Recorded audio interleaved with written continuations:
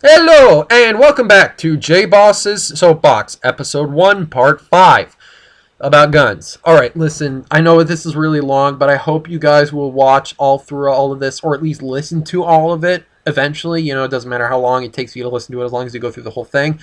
But there's just a lot of stuff that I have to cover, and I really feel that I need to talk about all of it. So I was going about assorted myths of assault weapons. Alright, so myth 2 out of 4. I got 4 of them here.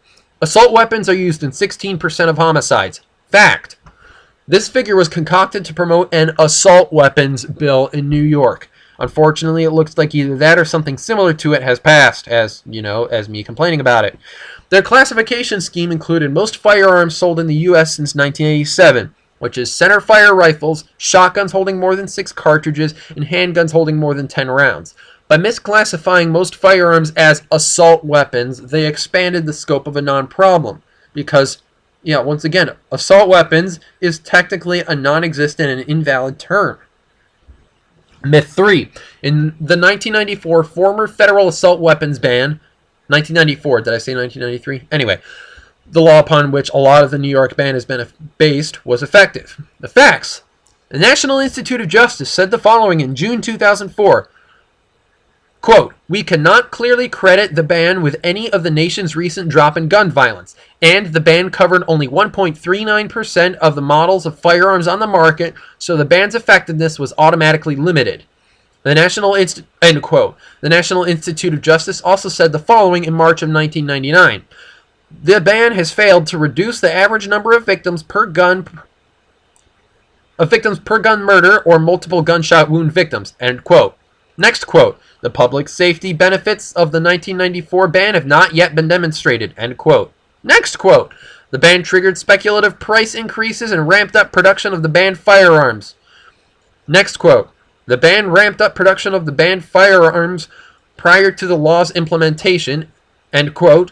And thus increased the total supply over the following decade. Next fact. The Brady campaign claims that after the quote, after the 1994 ban, there were 18% fewer assault weapons traced to crime in the first 8 months of the 1995 that were traced in the same period in 1994. End quote. However, they failed to note, and these are mentioned in the National Institute of Justice study, that 1. Assault weapons traces were minimal before the ban due to their infrequent use in crimes, so an 18% change enters the realm of statistical irrelevancy. 2. Fewer assault weapons were available to criminals because collectors bought up all the available supply before the ban. Myth 4. Nobody needs an assault weapon. Of the assorted myths, this one is personally most important because I've talked to people that I know that actually believe this, and you guys know who you are. I still think you're awesome, my friends. I just want to enlighten you guys. Nothing against you. Just want to set things straight. Facts. Their lightweight and durability make them useful for many types of hunting and are especially favored for wild boar hunting. Recall the Rodney King riots of the anti-gun city of Los Angeles. Every major news network carried footage of Korean store owners sitting on the roof of their stores armed with assault weapons. Those are the stores that did not get burned to the ground, and those are the people that were not dragged into the street and beaten by rioters. Quoted from the Washington Post on May 2nd, 1992, and Josh Sugarman, executive director of the Violence Policy Center at the Washington Post on May 18th, 1993. You can't get around the image of people shooting at people to protect their stores and it working. This is damaging to the gun control movement. There are many reasons why people prefer to use these firearms. They're easy to operate. They're very reliable in outdoor conditions like backpacking or hunting. They are accurate. They are good for recreational and target shooting. That's my background on this. I'm going to be more of a recreational and target shooter. And have a value in many self-defense situations. There are even many sports in which these firearms are required, such as hunting, especially wild boar hunting in the South, 3-gun target matches, camp pairing competitions, especially service rifle events, and DCM and CMP competitions and bodyguard simulations. Oh, and remember the little fact that our Bill of Rights is a Bill of Rights and not a Bill of Needs. I generally won't push the whole Second Amendment thing because I believe that's hashed over too much.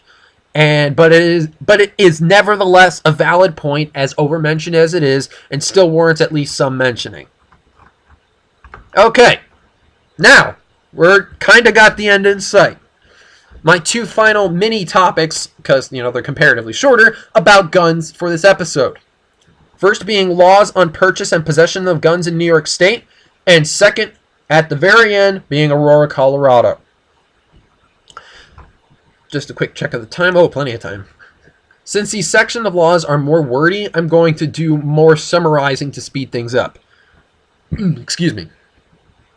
While there are still portions that I disagree with, overall, I'm a lot more supportive of New York State laws in this area.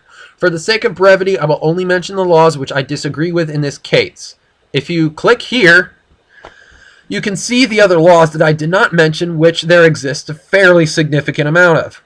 However, there are also a few laws which I am either neutral or agree with, but I still feel I should discuss because my reasons aren't as obvious or self-evident. The laws which I dislike are as follows. 1. The lengthy permit wait times to get a handgun in New York.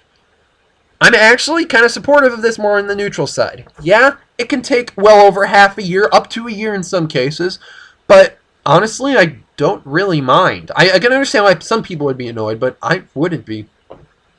As long as you have a clean record, etc., if you're willing to stick through with it, you should be able to get the permit fairly easily.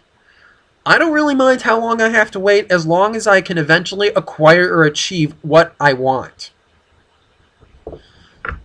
This law I don't really agree with. It is unlawful to possess 20 or more firearms as defined under New York law outside of one's home or business. The primary reason why, well, I'm more on the fence about this. The primary reason why I am kind of don't really care is because it becomes incredibly difficult for one to carry more than 3 weapons at a time, let alone 20. And I'm having difficulty imagining where a situation like this would occur. But I'm against it in some respects for the fact that I don't understand why one shouldn't. Just because there isn't necessarily a need doesn't mean we shouldn't be allowed to do it. The publicly available handgun registry. I'm on the fence regarding this.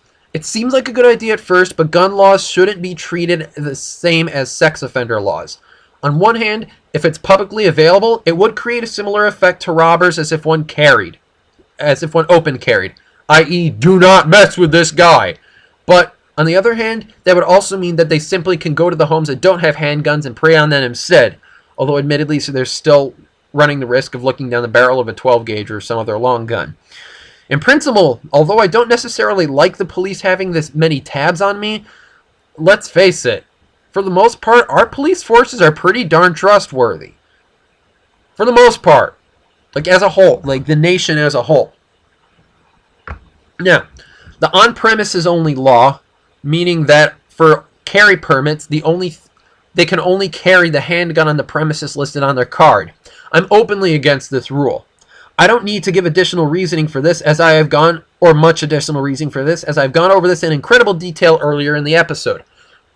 Basically, if you're of good moral standing, then you should be able to carry most places.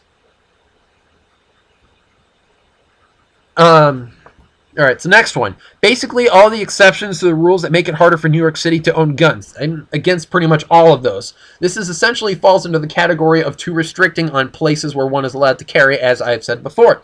Again, I've gone over this in so much detail earlier. There's little new I can say about this. It's just pertaining directly to New York City and the surrounding areas in Long Island and stuff. The lack of state handgun permit reciprocity with, like other states and stuff. Really against this. My idea for a compromise in this would be to have a complete national reciprocity on handgun permits. But to be fair, set New York State's revised, as per my suggestions, gun permit requirements and setting them as national requirements. Though I know for certain this will be met with resistance, this is my idea to try and have both sides of the fence happy.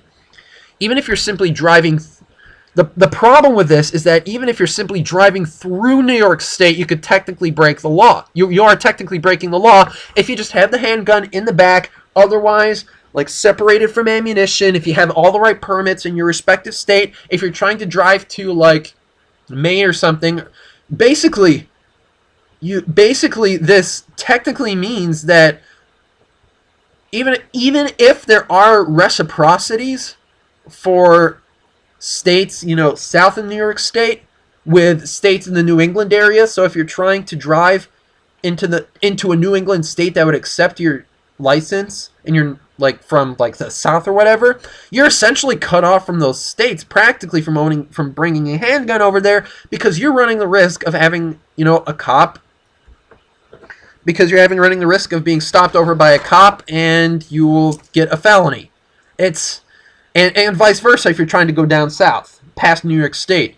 Maybe there might be a way that you can have it mailed by plane or whatever or something. I'm not sure, because I don't have a gun and I don't have any guns yet, so this isn't really relevant to me at the minute. I have to look into it a lot more.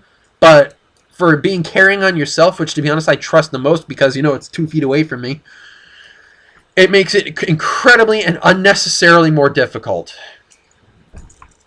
There needs to be an exception made. There needs to be exception made.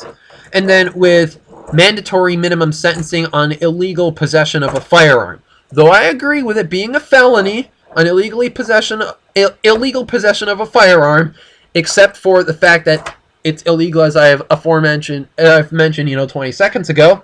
I am against mandatory minimum sentencing in all forms. Though recommendations for sentencing I wouldn't be against. I want the judge to have maximum flexibility in all situations as possible.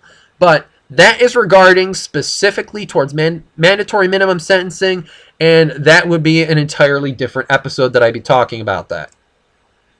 Now, I am going to save the final mini part, the Aurora shooting, for last, and I'm going to cut it short here because I have only about 2 minutes left.